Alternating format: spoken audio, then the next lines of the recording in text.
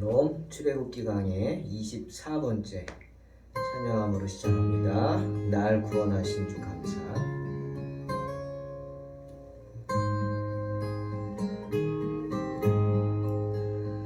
날 구원하신 주 감사, 모든 것 주심 감사. 지난 추억이 내 감사, 주 내 곁에 계시네.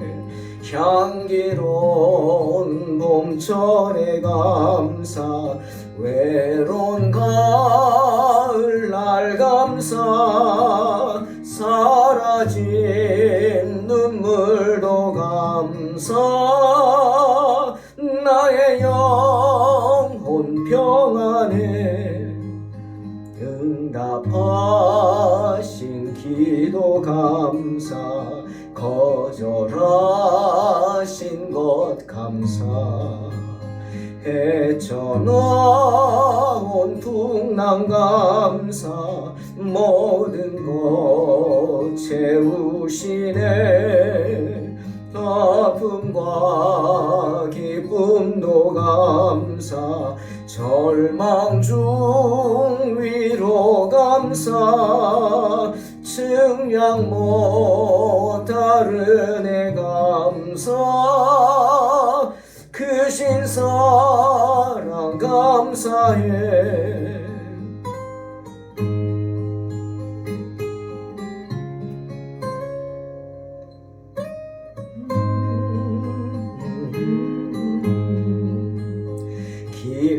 길가에 장미꽃 감사. 장미꽃 가시 감사. 따스한 가정 희망 주신 것 감사.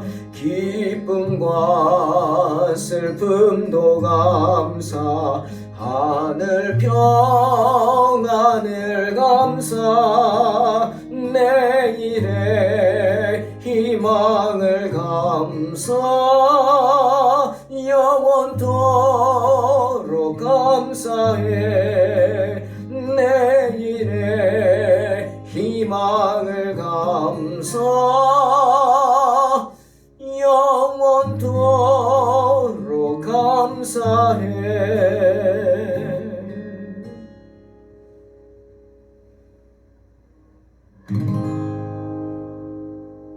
아멘. 출애굽기 7장 1절로 7절입니다. 봉독합니다. 여호와께서 모세에게 이르시되 볼지어다 내가 너를 바로에게 신같이 되게 하였은즉 내 형 아론은 내 대언자가 되리니 내가 내게 명령한 바를 너는 내 형 아론에게 말하고 그는 바로에게 말하여 그에게 이스라엘 자손을 그 땅에서 내보내게 할지니라. 내가 바로의 마음을 완악하게 하고 내 표징과 내 이적을 애굽 땅에서 많이 행할 것이나 바로가 너희 말을 듣지 아니할 터인즉 내가 네 손을 애굽에 뻗쳐 여러 큰 심판을 내리고 내 군대 내 백성 이스라엘 자손을 그 땅에서 인도하여 낼지라. 내가 내 손을 애굽 위에 펴서 이스라엘 자손을 그 땅에서 인도하여 낼 때에야 애굽 사람이 나를 여호와인 줄 알리라 하시매 모세와 아론이 여호와께서 자기들에게 명령하신 대로 행하였더라. 그들이 바로에게 말할 때 모세는 80세였고 아론은 83세였더라. 오늘 본문은 모세와 아론이 하나님으로부터 다시 한번 사명을 받는 장면입니다. 하나님께서는 낙심한 모세와 아론을 다시금 세워주셨습니다. 모세와 아론은 자신들의 경고를 듣고 놀라서 이스라엘 백성을 해방시켜 주는 게 아니라 이스라엘 백성들을 더 탄압하는 바로의 모습을 보고는 낙심이 되었죠. 자기들 때문에 일이 더 커졌구나. 아마 이렇게 생각한 것 같습니다. 아니 바로의 모습을 보고 낙심했다라기보다는 그 고난이 하나님이 주시는 것임을 깨닫고 하나님께 매달려 야 하는데 이제 우리가 미움을 받아 죽게 생겼다 하면서 모세와 아론을 원망하고 하나님을 원망하는 이스라엘 백성들 때문에 낙심을 한 거죠. 함께 가야 되는데 함께 갑시다 하잖아요. 함께 가야 되는데 함께 가지 못하고 모세와 아론을 원망하는 그들의 그 모습에 낙심한 거죠. 여러분 때론 우리가 어려움을 당할 때 외부의 침략이 있으면 똘똘 뭉치죠. 지금 우크라이나 사태, 러시아의 침략에 정말 어떻게 보면 객관적으로는 상대도 되지 않는 군사력의 경제력의 모든 면이지만 지금 러시아가 생각만큼 하지 못하죠. 왜? 우크라이나 백성들이 똘똘 뭉쳐있기 때문에 정말 그들이 뭉쳐 있습니다. 지금 밖에서 있던 청년들이 군에 입대하겠다고 입국을 하고 있는 그런 상황까지 벌어지고 정말 외부의 환란에 안에서 똘똘 뭉치는 거죠. 그렇죠. 그런데 정말 힘든 게 뭐냐? 이렇게 밖으로부터 오는 환란이 아니라 안에서 일어나는 내분입니다. 이게 정말 힘들어요. 안에서 막 내부에서 총질을 해대면 어쩔 수가 없는 겁니다. 무너지게 돼 있죠. 지금 이스라엘이 그런 상황이 생긴 거예요. 모세와 아론 중심으로 똘똘 뭉쳐서 하나가 되고 하나님 앞에 엎드려야 되는데 아니 핍박이 거세진다고 자기들을 가나안 땅, 젖과 꿀이 흐르는 가나안 땅으로 인도할 모세와 아론을 원망하는 겁니다. 참 그럴 때 지도자들은 힘이 들죠. 함께 기도해 주지 못하고 함께 권면해 주지 못하고 함께 신앙생활하지 못할 때 그때 정말 힘들고 그때 괴로움, 고통이 큽니다. 모세와 아론이 지금 낙심해서 하나님 앞에 나가서 불평한 것이 그것입니다. 하나님 뭡니까? 하나님 지금 이게 뭡니까? 바로가 그렇게 나올 것은 각오했어요. 왜? 하나님이 말씀하셨잖아요. 바로가 금방 안 보내줄 거야. 내가 여러 번 흔들어야 보내줄 거야. 말씀하셨어요. 호렙산에서. 그러니 그건 각오했어. 근데 이거는 각오를 못했죠. 이건 생각은 못한 거예요. 이스라엘 백성들이 자기를 끝까지 믿고 따라줄 줄 알았는데 아닌 거예요. 길에서 만나서 막 돌을 들어 치려고 합니다. 낙심이 되죠. 낙심이 됩니다. 내가 왜 편히 살지? 이게 이 나이에 뭐지? 뭐 이런 생각이 모세는 들었을 겁니다. 때문에 그렇게 낙심한 모세와 아론을 하나님은 다시 세우시고자 하셨습니다. 그게 하나님의 뜻이었어요. 그래서 오늘 다시금 부르셔서 확실하게 말씀해 주시는 겁니다. 뭐라고요? 1절에 내가 너를 바로에게 신같이 되게 하리라. 모세에게 바로가 너를 하나님 보듯 하겠다는 거예요. 되게 하겠다는 거예요. 그리고 내 형 아론은 내 대언자가 될 것이다. 그러니까 내가 입이 짧고 어쩌고 그런 말 하지 못하게 핑계대지 못하게 아예 그냥 쐐기를 박으십니다. 너는 그냥 하나님의 지팡이만 들고 가만히 서 있기만 하라는 겁니다. 말은 너 안 해도 돼. 아론이 다 할 것이다. 너는 그냥 아무 말도 안 하고 그냥 무게만 잡고 서 있으라는 거예요. 지팡이 잡고 무게만 잡고 서 있으라. 그러면 그 모습을 보고 바로가 마치 신을 보듯 하게 만들겠다. 여러분 실제로 출애굽기를 보면 모세가 바로에게 아무 말도 안 합니다. 그냥 하나님 말씀대로 지팡이만 등 짚고 흰 수염 늘어뜨리고 서 있기만 합니다. 말은 옆에서 아론이 다 하죠. 바로가 질문해도 모세가 대답하는 게 아니라 아론이 대답했어요. 왜? 내가 대언자라고 하면서. 내가 너를 바로에게 신같이 되게 하리라. 정말 모세는 바로 앞에서 하나님의 기적만 나타내 보였습니다. 바로는 그게 두려웠던 거예요. 정말 바로가 보기에 모세가 신같이 보인 거예요. 하나님이 현신하신 것 같이 보였을 겁니다. 그렇게 하나님은 모세에게 놀라운 권위를 주셨습니다. 하지만 로마서 9장 18절에 그런즉 하나님께서 하고자 하시는 자를 긍휼히 여기시고 하고자 하시는 자를 완악하게 한다 하고 하신 말씀처럼 하나님 뭐라 그랬어요? 바로가 너희 말을 듣지 아니할 것이다 하셨어요. 그런 놀라운 기적을 봄에도 불구하고 바로의 마음이 더욱 강팍하게 되어서 모세의 말을 듣지 않을 것이다 하신 거예요. 그것은 하나님의 뜻이기도 했다는 거죠. 왜? 여러 번의 심판을 받아야 돼요. 예. 못되게 군 애국 백성들, 이스라엘 백성들, 내 백성을 괴롭힌 그들을 괴롭힌 죄값을 치러야 된다는 거죠. 근데 바로 돌이키면 재미가 없잖아요. 그렇죠? 바로 돌이키면 안 되지. 그러니까 너희들 혼나야 된다는 거예요. 진절이 치게 하나님의 무서운 것을 깨달아야 된다는 거예요. 그게 하나님의 뜻이었어요. 자그마치 10번의 재앙을 겪어야 됐어요. 그리고 마지막 재앙은 정말 무서운 재앙이었죠. 애굽의 모든 장자가 가축까지 다 죽어버리는 거예요. 초상나지 않은 집이 없죠. 얼마나 무섭습니까? 왜요? 바로와 애굽 사람들의 죄가 크기 때문에. 그러니 하나님 앞에서 더 고집 피우란 말이에요. 더 고집 피워. 그럴수록 뭐가 더 커요? 고통이 더 큰 거예요. 여러분 기억하세요. 하나님 앞에 고집 피우면 피울수록 뭐가 커요? 고통이 커지는 거예요.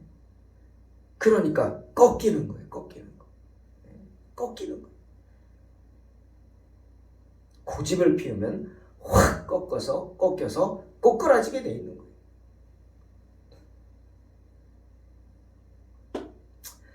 5절에 내가 내 손을 애굽 위에 펴서 이스라엘 자손을 그 땅에서 인도하여 낼 때에야 애굽 사람이 나를 여호와인 줄 알리라 하셨어요. 그렇게 많은 재앙을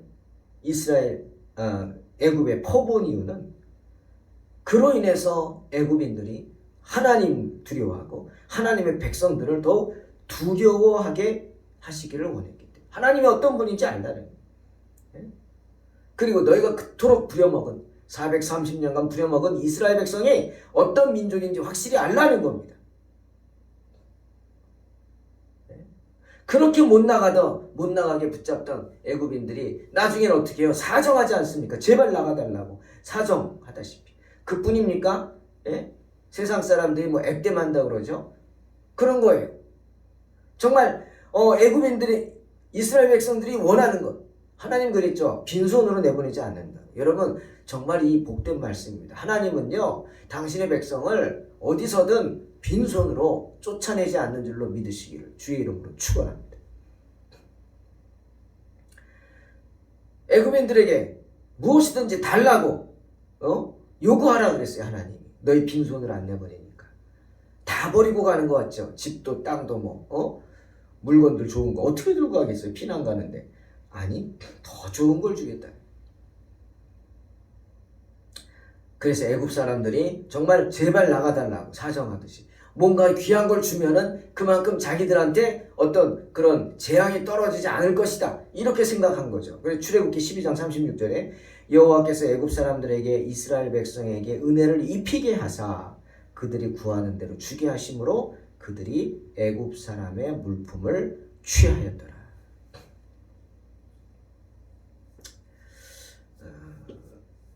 이스라엘 백성들은 야곱이 극심한 가뭄을 피해 피신한 후 애굽에서 430년을 살았습니다. 처음에는 잘 살았죠.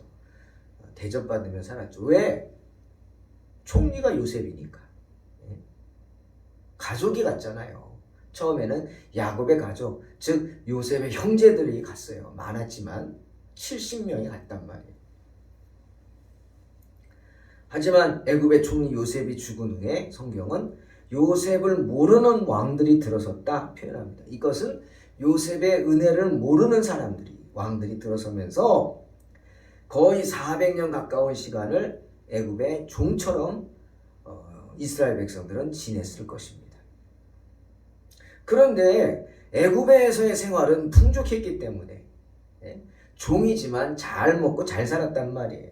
왜? 애굽이 풍성하니까. 나일강으로 뭐 그냥 과일도 뭐 애굽에도 사과가 있어요. 근데 우리나라 사과라고 생각하면 안 돼요. 등치는 한 2배 커요. 예? 크기는 2배 커요. 그런데 맹탕이에요. 무슨 맛인지 모르겠어요. 예? 아무 맛도 없어요, 그냥. 하지만 크기는 또 대추열매, 우리 말하는 예? 대추열매 엄청 커요, 크기가. 예. 근데 그건 또 단 건 또 달아요. 참 풍성합니다. 그러니 비록 노예처럼 지냈지만 그곳의 생활에 만족한 거예요. 낮 동안만 노예로 부려먹는 거 일 시키는 대로 하고 저녁만 되면 자유니까. 저녁만 되면 그냥 풍성하게 지냈던 거죠. 신앙도 잊은 채 그 생활에 빠져서 숫자가 마구마구 늘어났죠. 엄청나게 늘어났어요. 70명이 몇백만이 됐어요. 그리고 어느 정도 자치권도 보장됐어요. 그러니 종의 생활에 만족한 것 같아요. 하지만 주님 말씀하셨죠. 사람이 뭘로만 사는 게 아니에요. 떡으로만 사는 게 아니죠. 그런 이스라엘 백성들을 하나님이 택하신 백성으로서의 선민의식을 갖도록 하는 게 필요했어요. 그들은 잃어버렸거든. 선민의식을 잃어버린 채 자존감을 잃고 그냥 그들은 삶의 회의를 느꼈을 거예요. 여러분, 짐승들이 무슨 생각합니까? 미안한 얘기지만 돼지가 무슨 생각이 있어요? 먹을 것만 주면 꿀꿀꿀꿀거리고 좋다고 쫓아다니고 먹기만 하고 살이나 찌지? 인간으로서의 자존감을 잃으면 그렇게 돼지와 같이 변하는 거예요. 참 비참한 얘기죠. 지금도 자신이 하나님의 고귀한 창조물임을 잊고 자기의 그런 정욕만을 채우면서 정말 짐승처럼 돼지와 다를 바 없이 그렇게 사는 사람들이 많지 않습니까? 어떤 사람들? 자존감을 잃은 사람들. 내가 누구인지 모르는 사람들. 이스라엘 백성들 당시 그들이 그랬어요. 그래서 낙심한 거예요. 아무리 숫자가 많고 그들이 사는 게 풍성했어도 이스라엘 백성들은 그곳 사람들이 보기에 이방인이었어요. 이방인이었어요. 때문에 애굽의 핍박이 점점 커졌죠. 시편 105편 23절로 38절까지 보면 이 기간의 이야기들이 시편에 기록이 되어서 쫙 나옵니다. 그때 시편 기자는 이렇게 말합니다. 이에 이스라엘이 애굽에 들어가며 야곱이 함의 땅에 나그네가 되었다. 애굽인들은 뭐라 그랬어요? 함의 후예라 그랬어요. 함. 셈, 함, 야벳. 났죠? 노아가 그 노아의 세 아들 중에 함의 후예란 말이에요. 근데 우리가 보통 함은 흑인 계통이라고 생각합니다. 그러니 셈의 후손인 이스라엘 백성들하고는 다른 거예요. 제가 그랬죠. 생긴 게 완전히 다르다. 이집트 사람과 이스라엘 사람은 같이 이렇게 접경에 있는데도 불구하고 완전히 인종이 달라요. 생긴 모습이 달라요. 네?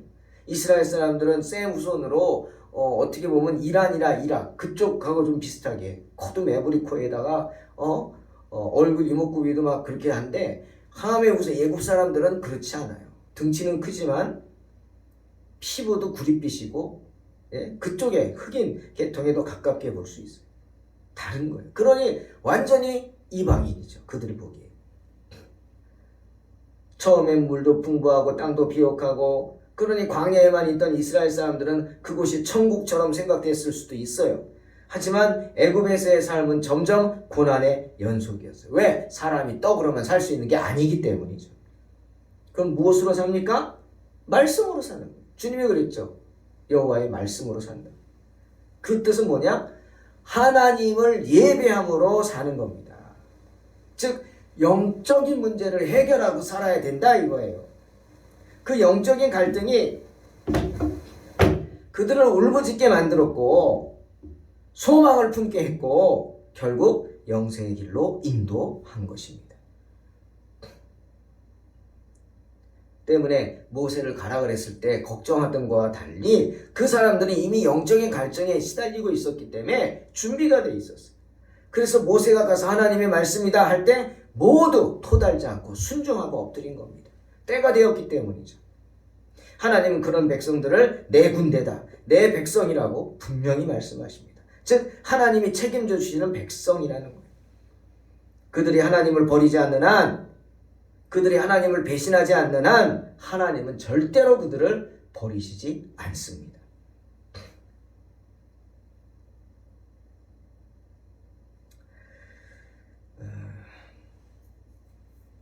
그제서야 비로소 6절 모세와 아론이 여호와께서 자기들에게 명령하신 대로 행하였다라고 말씀하시죠. 모세와 아론이 이제는 더 이상 이의를 제기하지 않는 거예요. 모세도 나 입술이 어느래서 못한다 하지 않고 이제 아론과 더불어서 하나님의 일에 열심을 내고 전념했다는 겁니다. 그때 모세는 80세고 아론은 83세였다. 여러분, 왜 성경에 나이를 이렇게 얘기했을까? 한번 생각해 봤어요. 80세? 남들은 이제 인생을 정리하려고 할 때입니다. 저희도 목사님들 은퇴가 우리 교단은 70세예요. 그럼 80이면 은퇴하고도 10년이 지난 시간들이에요. 이제 인생을 정리할 시간이에요. 언제 불러도 하나님이 언제 오라 그래도 불평할 수 없는 나이예요. 하지만 그 80세, 83세의 나이에 그 할아버지들을 하나님은 부르십니다. 그리고 사용하십니다. 무슨 뜻이에요? 하나님의 일에는 은퇴가 없다는 겁니다. 세상 일에는 은퇴가 있어요. 오늘 어떤 장로님이 목사님 36년의 직장을 이제 은퇴하고 하나님 일 하게 됐습니다. 그래서 전국 남성교회 연합회 임원 되셨더라고요. 그래서 제가 그래서 축하드립니다. 장로님 축하드립니다. 아시죠? 직장 생활은 은퇴가 있지만 하나님의 일에는 은퇴가 없습니다. 열심히 하시고 잘하실 줄 믿습니다. 축복합니다. 메시지 보냈어요. 여러분, 남들은 이제 인생을 정리하려고 할 때 하나님은 모세와 아론을 부르셔서 사용하십니다. 하나님의 일에는 은퇴가 없다. 직분에는 은퇴가 있을지언정 믿음 생활에는 은퇴가 없습니다. 그러니 하나님이 허락하시는 순간까지 건강을 지키는 한까지 내가 있어야 할 교회에서의 내 자리를 지켜야 될 줄로 믿습니다. 결코 하나님의 일에는 물러섬이 없어야 한다는 거예요. 그리고 내가 자리를 지킬 수 있다? 축복이죠. 두 가지 축복. 건강의 축복, 온전함의 축복.